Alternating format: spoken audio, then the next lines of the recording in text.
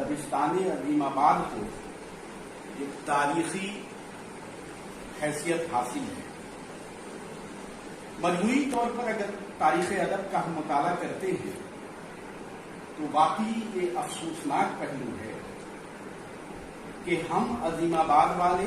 اور بلکہ بھلا ہو فاروق ارغلی صاحب کا کہ عظیم آباد سے باہر رہتے ہوئے بھی انہوں نے جس طرح سے عظیم آباد کے شورا و ادبا کی علمی اور ادبی خدمات کا نہ صرف اعتراف کیا ہے بلکہ اس کو ترتیب دیا ہے، اور ارتضیٰ کریم صاحب کی خود عظیم آباد سے تعلق رکھتے ہیں، ان کی کوشش کئی سطح پر رہی ہے، اس میں کوئی شک کی بات نہیں ہے، اس کا اعتراف ہونا چاہیے۔ لیکن مجموعی طور پر اگر دیکھا جائے تو عظیم آباد کے لیے دبستان عظیم آباد کے تعین کے لیے ہم ایک طرح سے سنگھرش کر رہے ہیں۔ یہ کوششیں مجھے یاد ہے 1988 87 88 وغیرہ میں جب ہم لوگ ایم اے میں تھے اس زمانے میں، تو اس وقت خود پروفیسر وہاب اشرفی صاحب نے کہا تھا کہ گفتگو میں یہ بات کہی تھی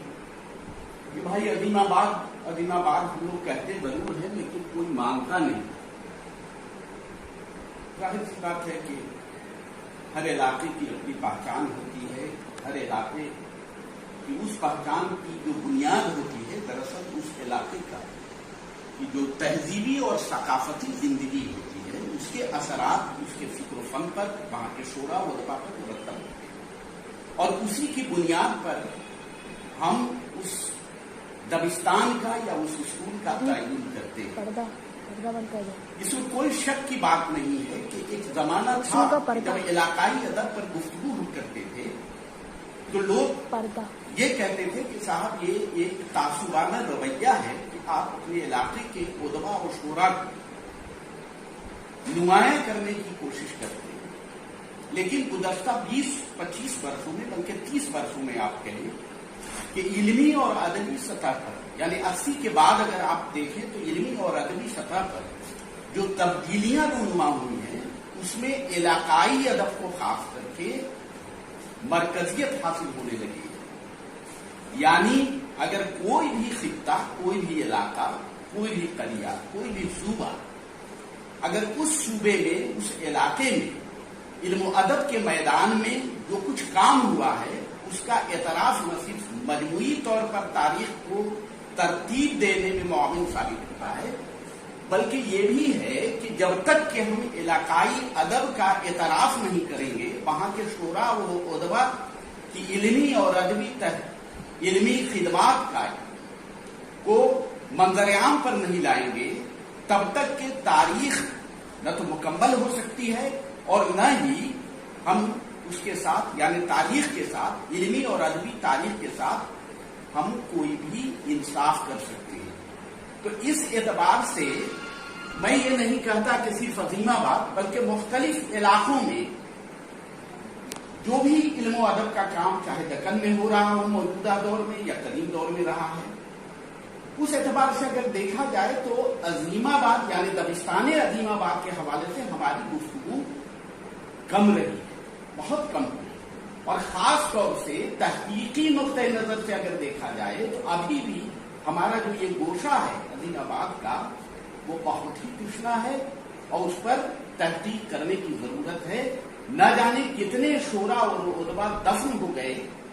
جنہوں نے ملگیر پیمانے پر، یعنی 13ویں 14ویں صدی، ٹھیک ابھی عبدالحی نے جو حوالہ دیا اس میں کوئی شک کی بات نہیں ہے کہ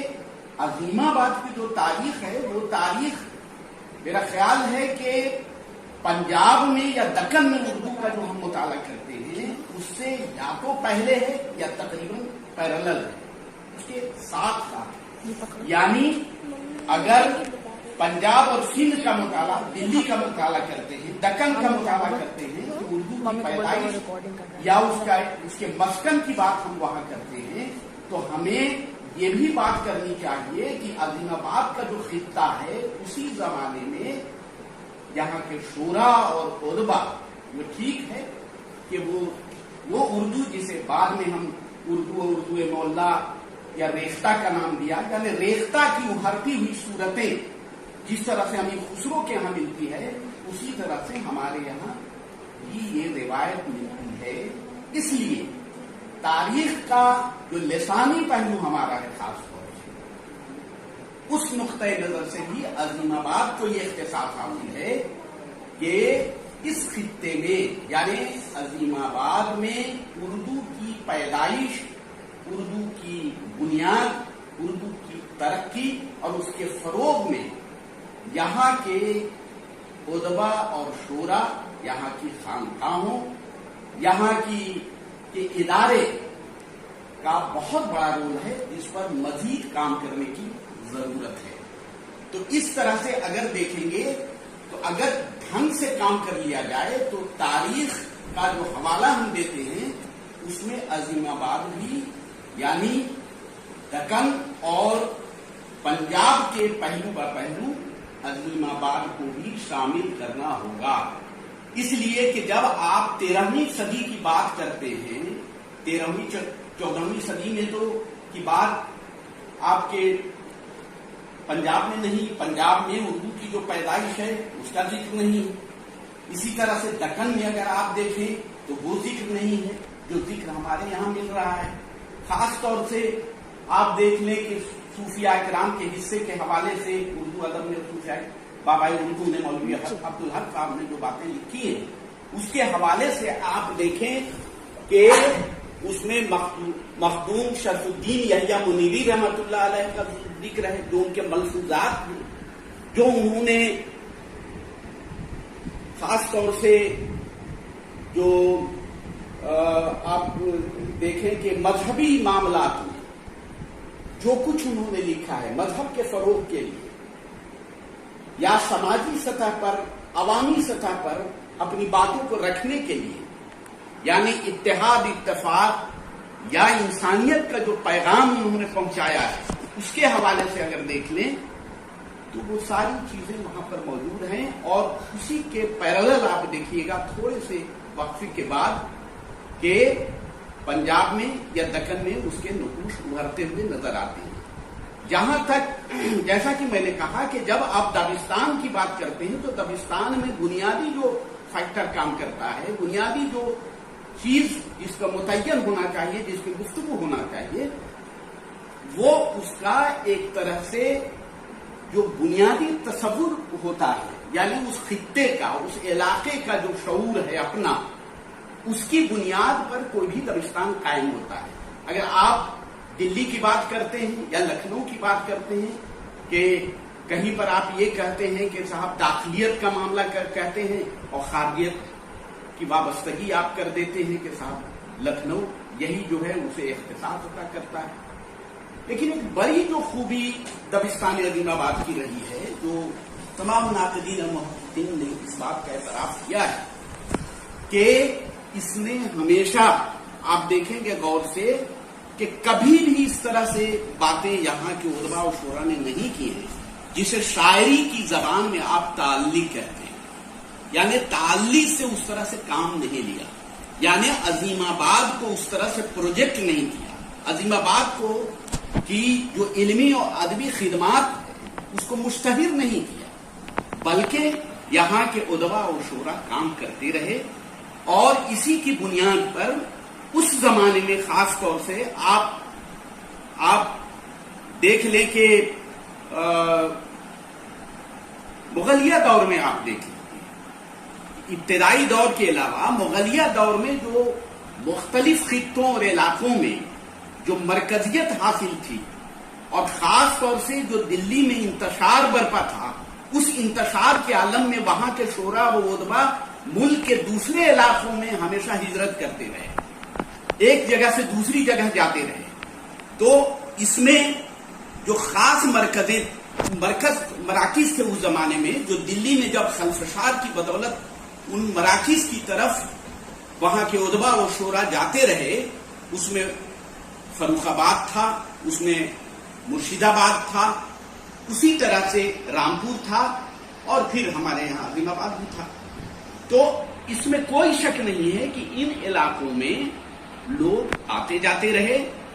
اور وہاں کے ادبا و شعراء کو متاثر بھی کیا اور وہاں سے کسب فیض بھی کیا. تو اس طرح سے عظیم آباد سے جو باہر کے شعرا جو آتے رہے، یعنی باہر کے شعرا جنہوں نے عظیم آباد کی علمی اور ادبی فضا کو بحال کرنے میں ایک اہم رول ادا کیا تھا اس زمانے میں، مقامی شعرا و ادبا کے علاوہ اس میں میر غلام اطہر صاحب، میر محمد باقر حدیث صاحب، اس کے علاوہ راجہ پیارے لال، پھر میرا من خود کلکتے جاتے وقت عظیم آباد میں رہے، بلکہ ملازمت بھی انہوں نے کی تھی یہاں پر، شاہ رکن الدین عشق، اسی طرح سے اشرف علی فوگا کا نام لے لیجیے، اور بعد کو تو ایک لمبی قطار ہے جس میں داغ دہلوی بھی ہیں اور محمود دہلوی بھی ہیں اور بہت سارے۔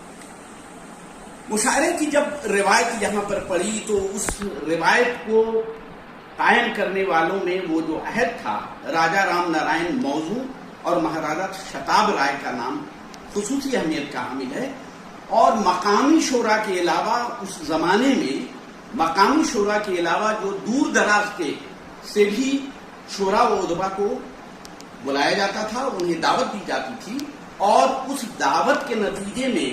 علم و ادب کی جو بڑی بڑی اس زمانے کی شخصیات تھیں، جس میں فوگا کا نام لیا، نواب فیروز جنگ، نواب سہراب الدولہ، نواب شجاع علی خان، پھر اس کے بعد آپ چاہے وہ